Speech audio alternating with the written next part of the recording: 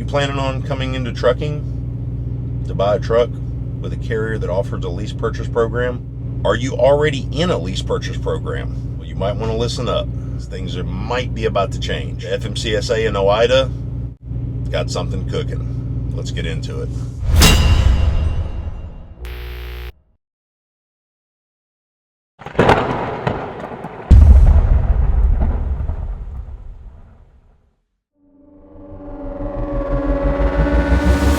Welcome back to the channel, Freight Trucking. Thank you guys so much for your time, as always.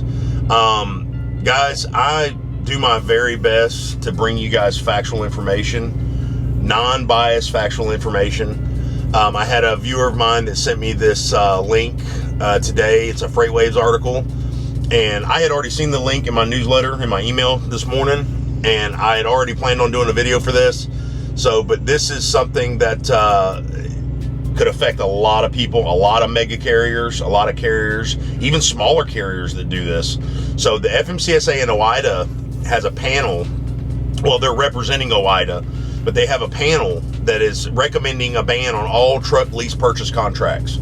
So this is called the Truck Leasing Task Force, is what Fmcsa has. And it's been going on since 2023. Their first meeting was 2023. And back then they recommended to Congress an action proposed to ban these programs. So Friday they issued a 51-page report. The Fmcasa's TLTF, the Truck Leasing Task Force, released a 51-page report on Friday to Congress, the U.S. Transportation and Labor Department, and they are requesting a ban on all lease purchase programs. So we're going to read a little bit of the article here, and we're going to talk about some other stuff. Freight Skater's back again. I got my good friend Brian Brooks with me. He's the creator of a web-based software that is a trucking accounting platform to maximize your profitability, called OTR on the Revenue. Go to OTR.com and click the link to sign up today and get a free 30-day trial. After that, it's only $15 a month.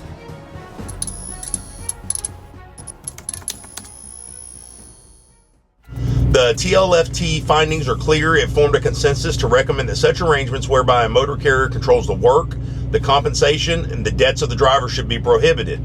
Lease purchase programs are regularly established to enrich motor carriers at the expense of the drivers. These programs promote a race to the bottom in driver compensation treatment and pushing qualified drivers out of the profession. Currently, there are no effective checks on these programs or remedies for drivers harmed by them. Litigation, currently the only avenue of relief, can provide some remedy for the drivers involved, but has not led to reform of these programs. Therefore, the TLTF asserted Congress should ban lease purchase agreements as irredeemable tools of fraud and driver oppression that threaten a safe national transportation system and diminish the number of truck drivers attracted to and who stay in the trucking industry. Such a prohibition would be the most efficient and effective remedy to stop the damage created by lease purchase programs.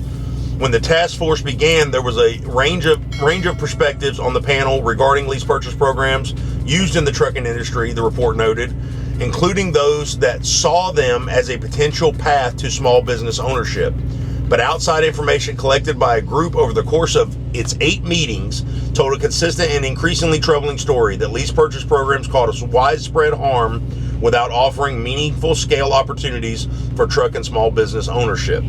They're basically saying that the driver, even though that they're buying a truck, is not being given, through all their findings and all their research and all their studies, the driver is not being given proper compensation and proper ownership of business. And they're also saying that they're trying to diminish the amount of trucks on the road, attracting the correct and right drivers for the industry.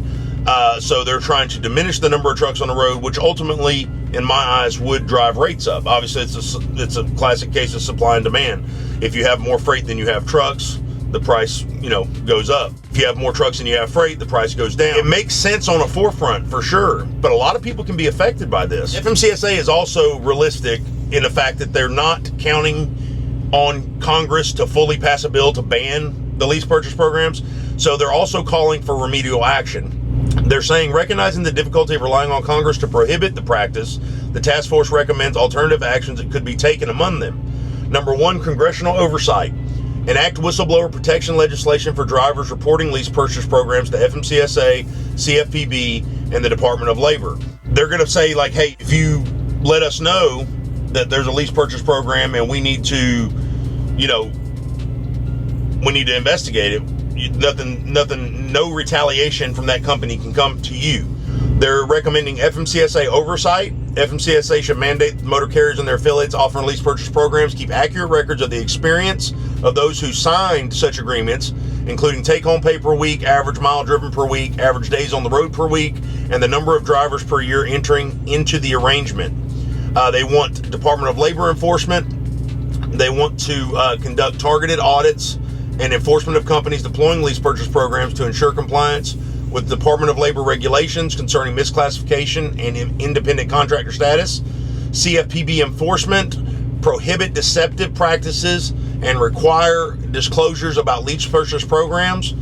State and local law enforcement, review the contracts and agreements to determine whether state rules apply to address fraudulent or oppressive contracts and take any enforcement action necessary under those laws. The final thing that I'm going to read you guys is the President Todd Spencer, President of OOIDA, Todd Spencer. He said in a statement, he said, many people are drawn to trucking under the belief that hard work guarantees success, but predatory lease purchase agreements prey on that trust, leaving drivers financially and emotionally broken. OOIDA is being represented by this task force. They're working together with the FMCSA to try to get the lease purchase programs banned. This goes along the fact with the Fair Labor Standards Act video, which I'll link in right above here, that I did about March 11th, Fair Labor Standards Act going into effect, the revision of the Fair Labor Standards Act, which actually classifies whether a person is an employee or independent contractor. And then it also goes along with California's AB5, which really does the same thing. It classifies, it's supposed to diversify classification between an employee and an independent contractor. I don't know if this is going to push over the edge, the Fair Labor Standards Act of March 11th that went into effect, the revision that went into effect on March 11th, whether they're actually going to start enforcing this and figuring out, like, really going through the motions on whether a person is an independent contractor or employee. Fair Labor Standards Act, the 2024 ruling had several different things to focus on: workers' opportunities, profit and loss, comparable investments in the work between worker and employee, degree of employer control, economic and behavioral, permanence of the relationship between worker and employer, is the work an integral part of the business, and the worker's skill and initiative. So I feel like all this stuff is going to end up coinciding into one big, like, worksheet ultimately. And if the Congress doesn't step in and sign something into law banning lease purchase programs, especially under this new administration, the FMCSA is calling for a lot of remedial action within this. Let me know in the comments below how you feel about it, whether you think lease purchase programs should be banned, whether you think they shouldn't, and what you think the benefit what benefit we would receive and what the trucking industry would receive from lease purchase programs being banned. So this is a pretty interesting topic. This is a lot of movement from the FMCSA, a lot of movement from OOIDA, and this has been going on since 2023. Their first meeting was 2023. And they've done a lot. They've had 8 meetings, is what the article says.